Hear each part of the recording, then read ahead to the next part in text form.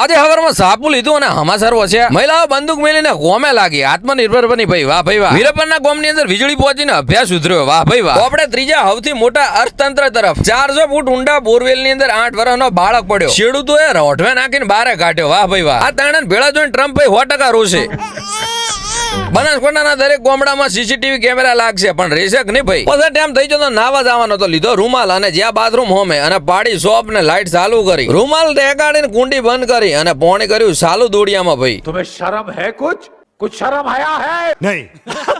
જૂના લુગડા ઠડાઈને થઈ જતા ટકાટક અને નીકળી પડ્યા બહાર જમકે જવાનું તો આપણે સ્ટુડિયો ફોટો પડાવવા હમણાં સેટર થી મને ધીમાઈ ભાળીજી અને જય જય કરતી હતી રોમ રોમ કરતી હતી તો આપણે ધીમાઈને ટાટા કર્યા અને બહાર નીકળ્યા ગાય માતાના સગન થયા આઈ જાય ફોકસ મેમ સ્ટુડિયો ની અંદર આપણે તો રોજ ફોટા પડાવવા પણ મને થયું કે મારા દાદાના આજે ફોટા પડાવું અને મારા દાદા હંગાત ભેળા ભેળા મારા ફોટા પાડું અને તમે તમારા દાદાને જો લાઈક કરતા હોય તો વિડીયોને લાઈક કરીને જાજો પછી આઈ જાય ઘરે આશે ફાલસા હતા ખૂબ ખાટા મેં કીધું ધીમાઈને ખવડાવું અને પછી ભાળો તમે